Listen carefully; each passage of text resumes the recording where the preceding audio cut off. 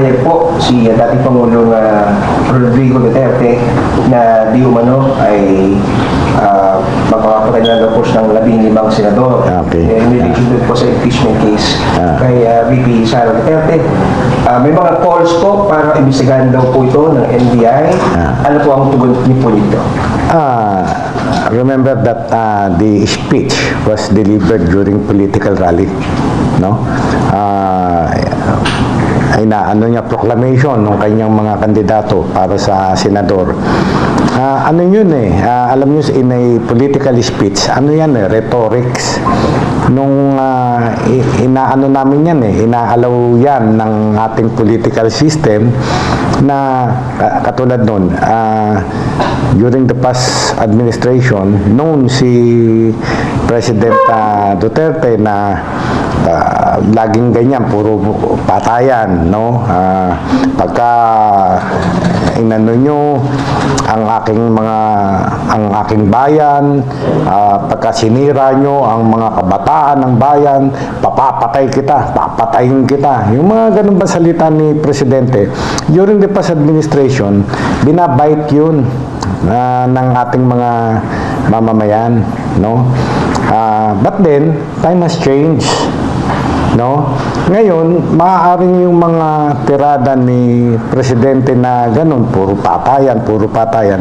Wala na tayo sa atmosphere ng patayan, no?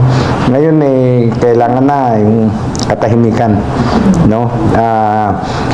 Tingnan natin ang mamamayan kung babait pa rin yun na patayan pa rin, no?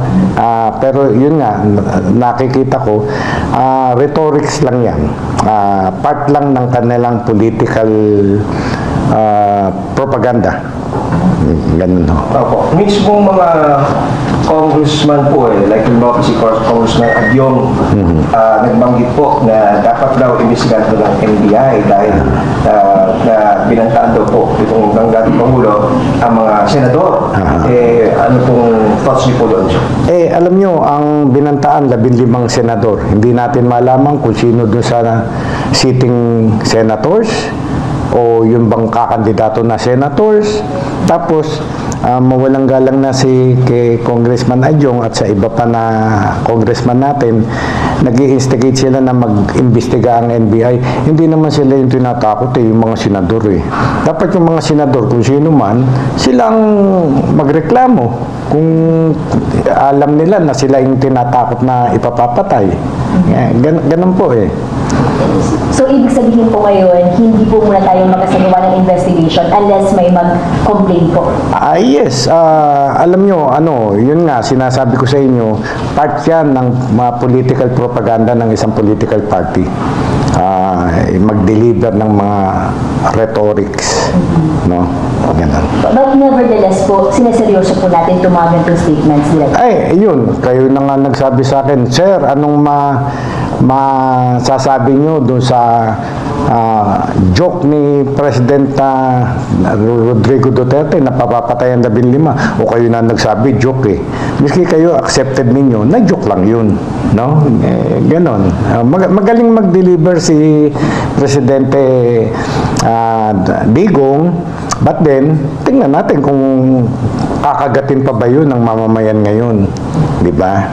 Pero, Director, may mga nagsasabi din po na may ginawa pong aksyon ng NBI kung kay VP Sara naman po. Agad pong nagkaroon ng effort ng NBI para imbestigahan po ito at nauwi na po sa pagpapile ng kaso. So, ano naman po silang kaibahan po nito? Masyadong magkaiba, no? The joke of President Digong was delivered in a political rally. Yung pagkaka-deliver naman ni Vice President Sara ay nagpatawag talaga siya ng press con at sinabi pa niya na at pinangalanan niya kung sino yung mga dapat patayin. The President, the First Lady, and the Speaker of the House. At sinabi pa niya, no joke, no joke. Contrary dito sa deklarasyon ni Presidente Digong, ay kitang-kita ng tao na nagjo-joke lamang siya. Part lamang ng rhetorics ng political speech.